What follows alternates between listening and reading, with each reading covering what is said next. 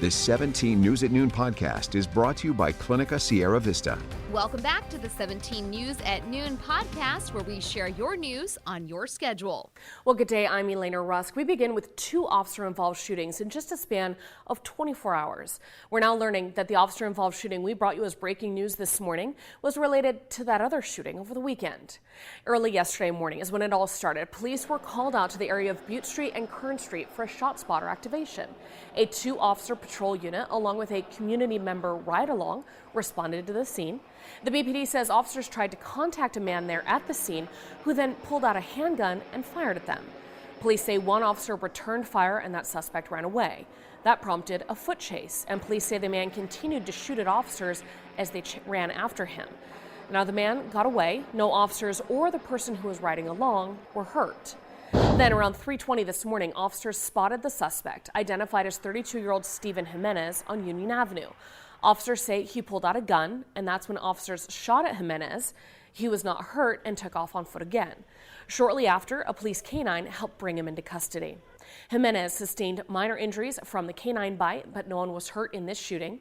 Police say Jimenez was also arrested for an unrelated pre-existing arrest warrant for robbery and violating his AB 109 nonviolent offender post-release community supervision, and other charges may follow. Jimenez hasn't been booked into custody as of news time. We turn now to your 17 homicide tracker. 2 men under arrest following a deadly shooting in that same area of East Bakersfield this weekend. Bakersfield police say the shooting happened around 1:30 Saturday morning on Baker Street near East Truxton Avenue. Officers say a man had been shot several times and died at the scene. Around 5 p.m. Saturday evening, police arrested 37-year-old Rafael Lopez and 19-year-old Giovanni Garcia in connection to this shooting.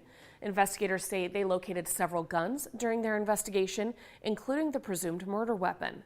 According to the BPD, no additional suspects are believed to have been involved. Lopez and Garcia are due in court tomorrow afternoon. And the Kern County Sheriff's Office is investigating a homicide in Lake Isabella over the weekend. KCSO says detectives responded to a call for a welfare check yesterday at a home on Erskine Creek Road. That's where deputies found 2 men with trauma to their upper bodies. The KCSO says a weapon was found at the home and there are no suspects believed to be outstanding. The victims have not been identified. And now to a signature issue here at KGET we call Kern's Sober Reality. Another person killed in a suspected drunk driving crash this weekend. The California Highway Patrol says an 18-year-old driver in a stolen vehicle ran a stop sign at Irene Street and Alta Vista Drive early Saturday about 7:20 a.m. and was hit by a pickup. That pickup rolled over and came to rest against a house, and that driver, an 80-year-old man, suffered minor injuries. Officers said a 15-year-old passenger in the stolen car was pronounced dead at the scene, and the driver, Liel, ran from the car after that crash. The CHP says he was detained a short distance away and taken to Kern Medical for treatment of serious injuries. Officers said Liel showed signs of being under the influence of alcohol and was placed under arrest. He's expected to be taken to jail once released from the hospital. A vigil held at the scene of the crash for the teenager who died, with family and friends coming together to mourn, but the young victim's name has not been released to the public. We'll have more on this story tonight at 5 with 17's Robert Price. And we're getting the results from the BPD's latest DUI checkpoint, which was held Friday along East Truxton Avenue. Officers say between the hours of 6 p.m. and 1 a.m., 604 vehicles were screened by officers, 11 drivers detained for evaluation to determine their sobriety influence level. 5 drivers were then arrested for being under the influence of alcohol. Also, 23 drivers cited for driving while unlicensed, and 9 drivers cited for driving with a suspended license.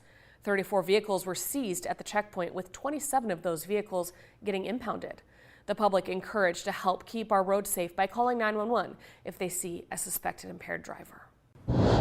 Hello, this is Tim Callahan with Clinica Sierra Vista, and we're excited to unveil the Community Health Center of the Future, our comprehensive care center. It's located right across the street from Memorial Hospital. We have every service under one roof, from family medicine, OBGYN care, dental services for adults and children, behavioral health, and much more. So find your way to better care at Clinica Sierra Vista this year at our comprehensive care center. Visit our website, clinicasierravista.org, for the latest on this project. We'll see you soon. Well, in 17 business news, stocks are slipping again on Wall Street.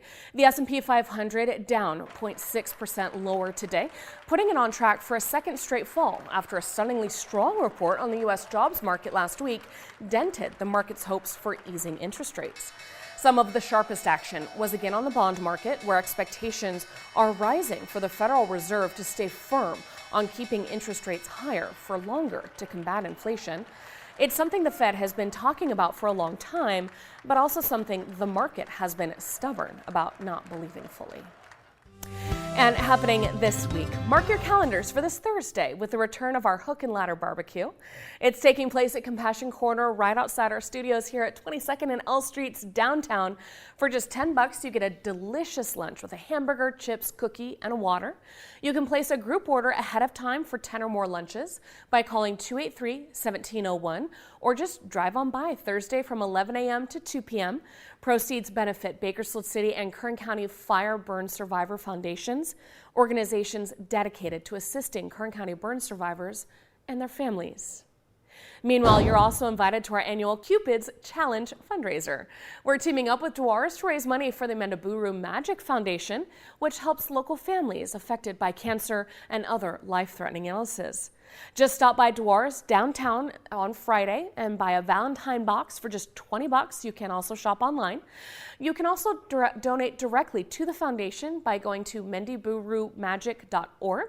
All proceeds from the sales of these Dewars candies stay right here in Kern County.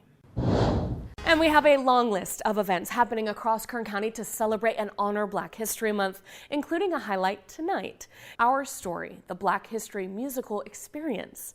Described as an exciting and educational experience for people of all ages, the 90-minute show incorporates rapping, singing, and dancing while teaching audiences about the importance of Black figures that influenced American history.